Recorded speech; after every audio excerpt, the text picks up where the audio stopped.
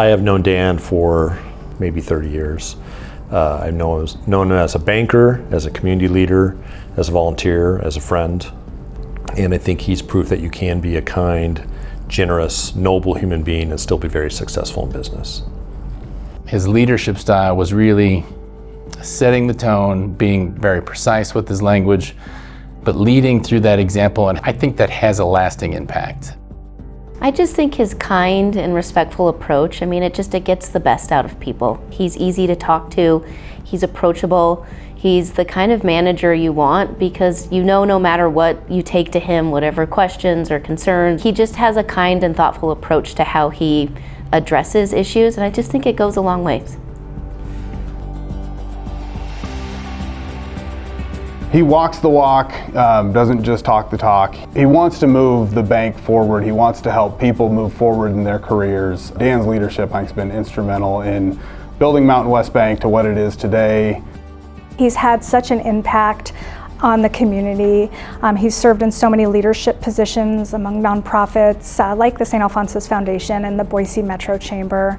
He's really done a lot to make sure that our community is successful and that we have successful businesses and thriving nonprofits. I think Dan's biggest lesson is you don't need to be boisterous, loud leader, that you can lead quietly. He leads from a place of character. He doesn't talk to talk. And so when he does speak, people slow down and they listen because usually when he has something to say, it's pretty important. He takes the time to sit down and speak to our leadership programs through Leadership Boise and Boise Young Professionals. So he's just really engaged, and I think you see his commitment to mentorship through his activities, and he really just wants to see good things happen. And I think that it's members like Dan that have made the Boise Chamber so successful because of their commitment to us and to the community. Authenticity is such a hard thing, I think, for people to really get. It doesn't cost you anything, but it's really difficult to come up with, I think, and really live it. And I think Dan did that with class and style on a daily basis. There's a lot of words that come to mind when I think of Dan, and they're all good ones, but if I had to pick one, it would probably be committed. Dan is just truly deeply committed. I've seen him be a business leader, a volunteer board member, a family man, and a community advocate, and in each one of those roles, he's committed, he shows up, and he works really hard to make a meaningful difference.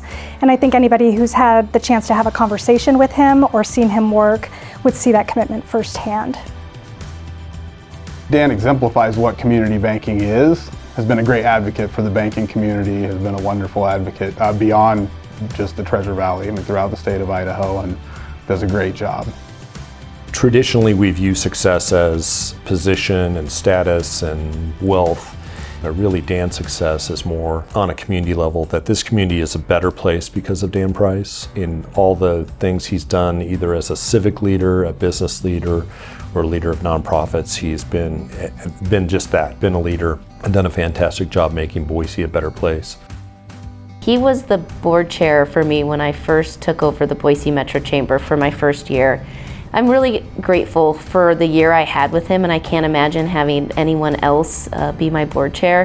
He was just a very good mentor. He helped me through some things, and will just forever be grateful for him and what he did for me personally.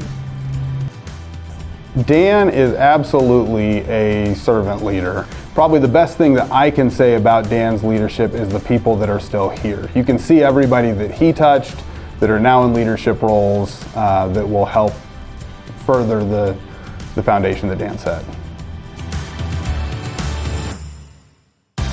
I had the opportunity to attend Dan's retirement party last month, and it was just amazing to see, when you stepped back and looked, the impact that he's had on individuals, on organizations, and on the community in general. It really took me aback, and I thought if I could have half of the impact that Dan has had throughout my career, then I'd consider myself successful.